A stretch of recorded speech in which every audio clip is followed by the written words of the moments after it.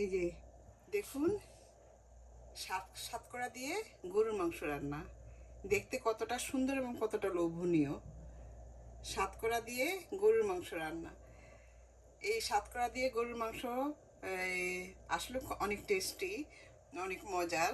কারণ এই সাতকরা দিয়ে গরুর মাংস এটা সাধারণত সিলেটবাসীরা এই এই আইটেম মানে সাতকরা দিয়ে গরুর মাংস খুবই পছন্দ করে।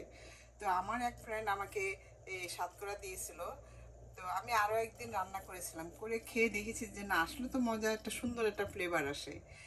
এটার এটার মূল হলো সুন্দর একটা ফ্লেভার আসে। তো ফ্লেভারটা খুব ভালো লাগে।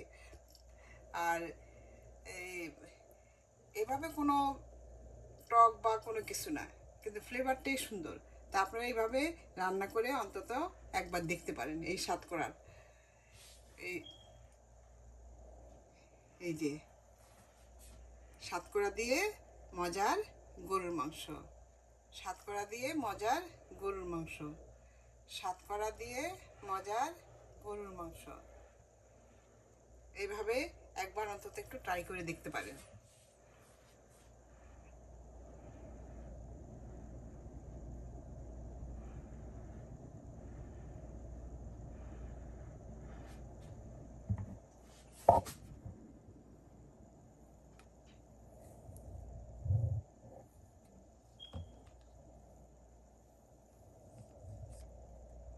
আমি সাতকরা দিয়ে গরুর মাংস রান্না করার জন্য এখানে আমি প্রায় 1 কেজির মতো গরুর মাংস ধুয়ে নিয়েছি।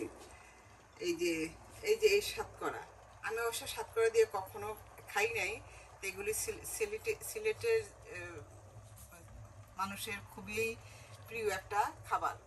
তো যাই হোক, আমার এক ফ্রেন্ড আমাকে দিয়েছে, তো সেটাই আমি এখন সাতকরা দিয়ে এই গরুর মাংসটা রান্না করব। এই গরুর মাংস রান্নার জন্য আমি এখানে প্রথমে দিয়ে দিচ্ছি এই 1 টেবিল চামচ আদা বাটা, তারপর দিব এই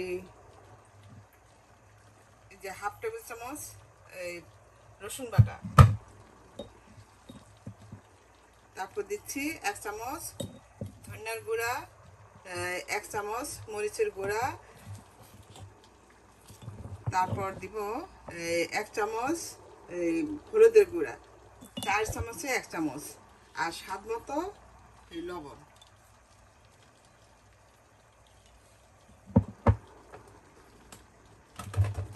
আর দিব 1 চা চামচ ভাজা জিরা, 1 চা চামচ ভাজা জিরার গুঁড়া।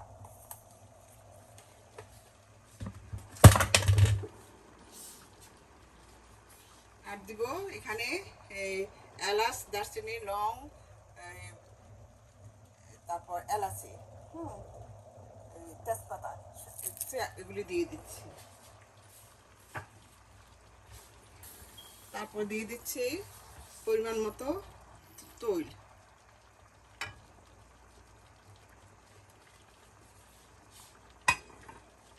দিয়ে আমি একটু হাত দিয়ে মাখিয়ে নিব।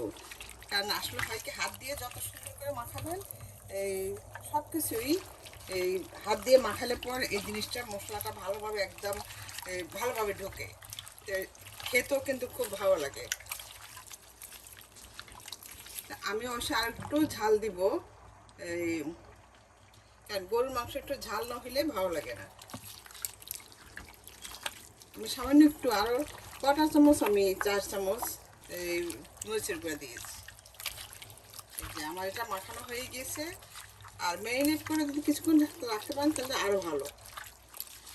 এই যে এখন মাখানো হয়ে গেছে, এখন আমি চুলাটা ধরিয়ে এই একটা ঢাকনা দিয়ে এটা এই কষিয়ে নিব।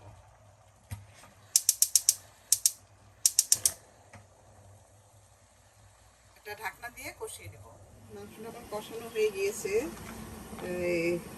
এই যে এখন আমি কিছু পেঁয়াজ কুচি দিয়ে দিচ্ছি, পেঁয়াজ কুচি দিয়ে দিচ্ছি।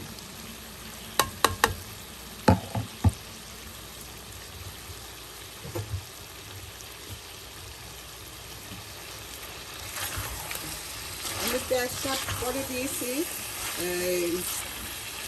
তাহলে পেঁয়াজের যে একটা ফ্লেভার ওটা থাকে আর কি, সেই কারণে আমি পরে দিয়েছি,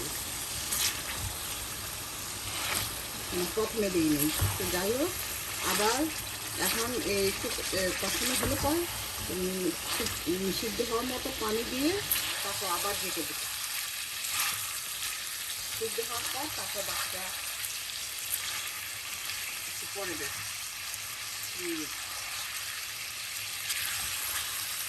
আর আমি এখন দিয়ে দেবো যে শর্করা।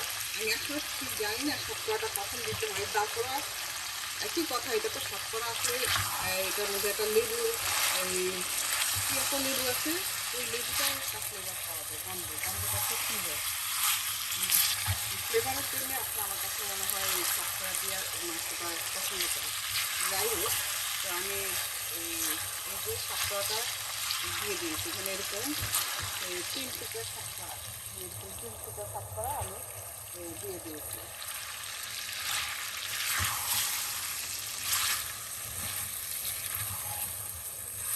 এখন আমি পরিমাণ মতো এই যে গরম পানি দিয়ে দেবো। আমি এখন পানি দিয়ে দিচ্ছি, গরম পানি।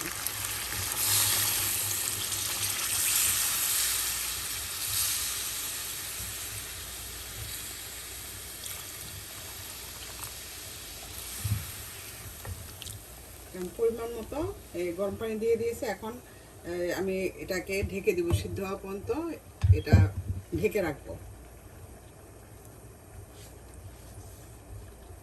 আর লবণটা আপনারা দেখে নেবেন।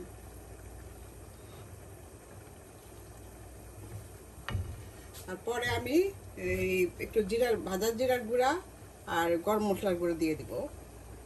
এই যে আমি এখন ঢেকে দিয়েছি, এটা আস্তে আস্তে সিদ্ধ হতে থাকবে।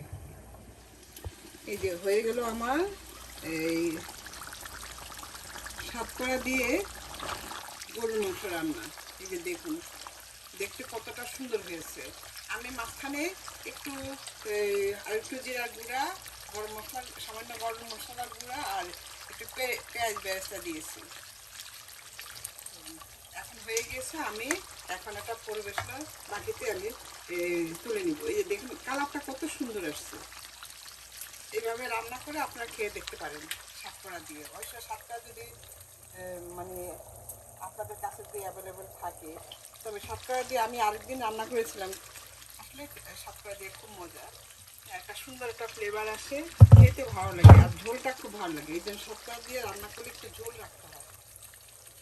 যাই হোক, আমি আমার মতো করে সুন্দর করে রান্না করার চেষ্টা করেছি। এখন আমার সিলেটবাসীরাই বলতে পারেন যে আমার রান্নাটা হয়েছে কিনা। তবে আমার কাছে মনে হচ্ছে যে স্বাদ কিন্তু অতুলনীয়, কারণ আমি আরেকদিন রান্না করে খেয়েছি, খেয়ে আমি নিজে আগে আসলে যে কোনো জিনিস আমি আগে নিজে ট্রাই করি, তারপর যদি ভালো লাগে তখন আমি সেটা আমি আমার ফলোয়ারদের মাঝে আমি শেয়ার করি। তো আমার কাছে কিন্তু বেশ ভালো লেগেছে, ফ্লেভারটাও খুব সুন্দর। তো আপনারা যদি শর্করা যদি জোগাড় করতে পারেন, তাহলে এভাবে শর্করা দিয়ে আপনারা গরুর মাংস রান্না করে খেয়ে দেখতে পারেন, আপনাদের কাছে ভালো লাগবে। তো আমার এই রান্নাটা যদি আপনাদের ভালো লাগে, তাহলে আপনারা আমাকে আমার পাশে থাকবেন। আবার নতুন কিছু নিয়ে আসা পর্যন্ত আবার